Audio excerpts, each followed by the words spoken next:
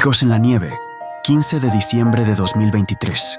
Cabaña en los Andes colombianos. La tormenta de nieve azotaba la cabaña en la que nos refugiamos, un antiguo refugio de montaña al que habíamos llegado después de un largo día de patrullaje. Era un lugar solitario, rodeado de pinos cubiertos de blanco y un silencio que se hacía abrumador.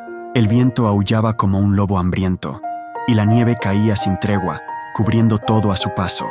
Los 5 de nosotros, soldados colombianos, nos acomodamos en la sala principal, iluminada por la tenue luz de una lámpara de gas. Desde el principio, sentí que algo no estaba bien. La cabaña parecía respirar, como si estuviera viva. Las paredes crujían y el suelo temblaba ligeramente bajo nuestros pies.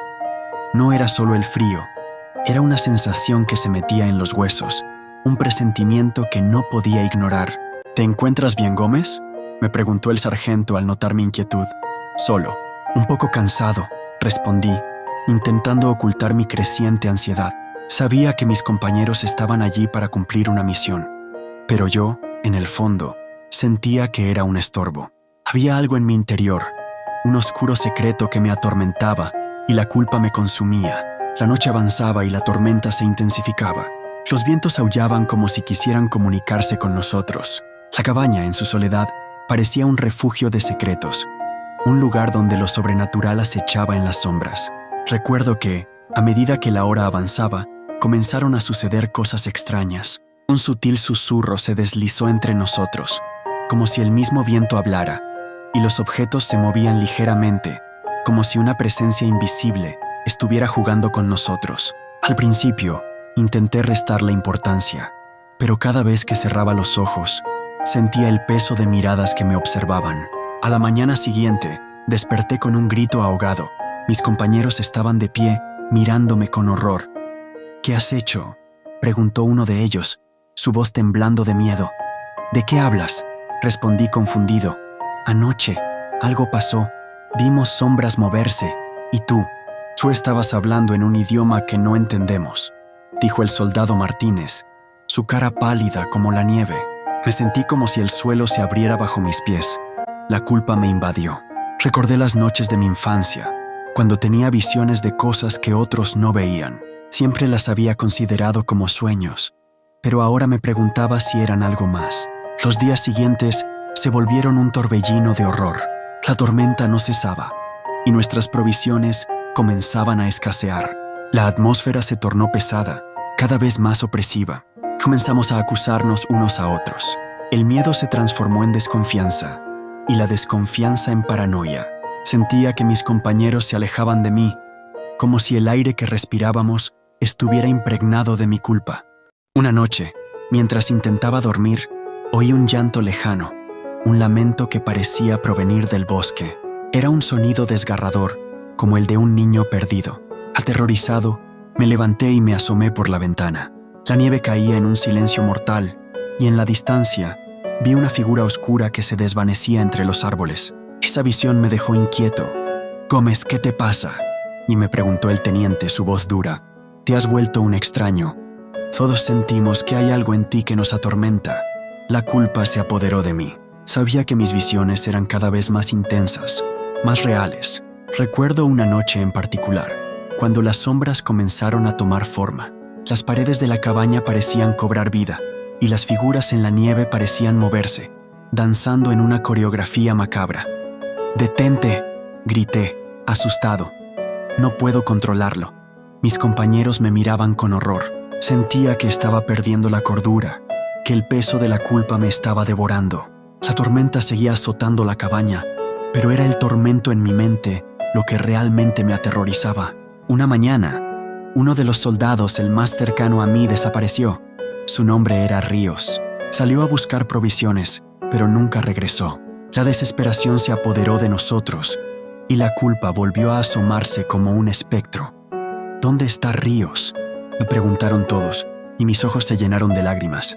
Yo no sé», respondí, aunque en el fondo sabía que la culpa me anclaba. La tormenta se tornó más feroz, y el viento gritaba como si fuera la voz de Ríos, acusándome de su desaparición.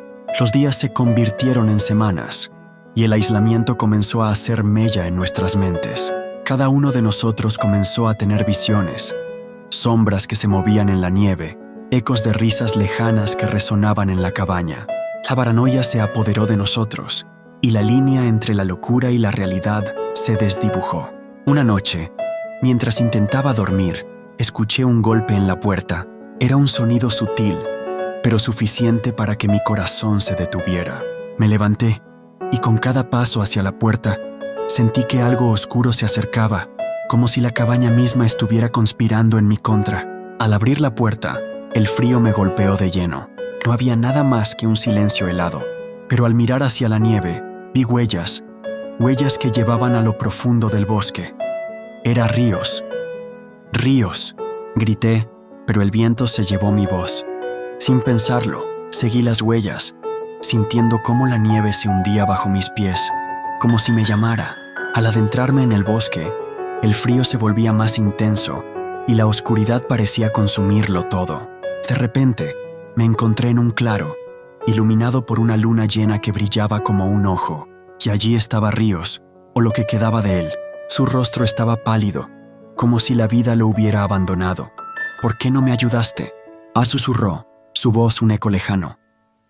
Yo no sabía, grité, pero mis palabras se desvanecieron en el aire helado.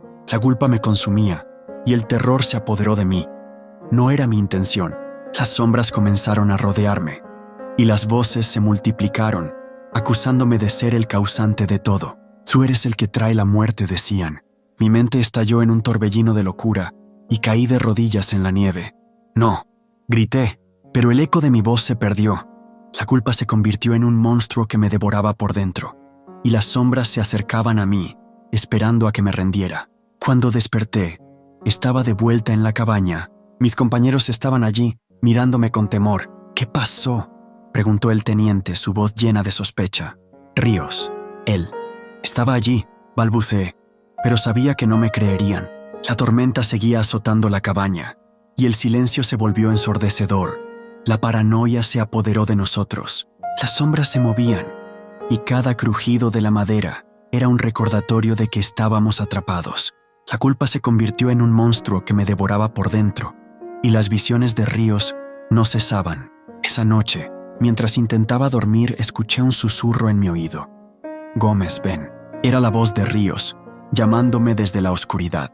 Tengo que encontrarlo, pensé, mientras una fuerza me empujaba a salir. La cabaña se convirtió en un laberinto de sombras, y cada paso que daba era un paso más hacia la locura. Finalmente, llegué al bosque, donde la luna iluminaba el claro. Allí estaba Ríos, su rostro distorsionado por el dolor. ¿Por qué no viniste antes?, preguntó, y el peso de la culpa me aplastó. No puedo, grité, pero él solo sonrió, y las sombras comenzaron a rodearme. Eres tú quien nos ha traído aquí, murmuraron. Desperté de nuevo en la cabaña, pero esta vez mis compañeros no estaban. La tormenta había cesado, y el silencio era abrumador. Me levanté, sintiendo el frío en mis huesos, y salí al exterior. La nieve cubría todo, pero no había rastro de ellos. La culpa me consumía, y sabía que era yo quien había traído la tormenta, quien había liberado a las sombras. En ese momento, entendí que el verdadero terror no era lo que acechaba en la nieve, sino lo que llevaba dentro de mí, la cabaña, la tormenta. Todo era un reflejo de mi propia oscuridad, y mientras la nieve caía, supe que nunca podría escapar de mis propios ecos.